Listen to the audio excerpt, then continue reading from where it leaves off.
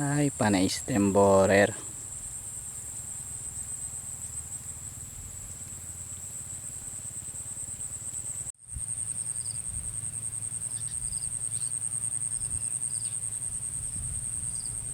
Puro praw.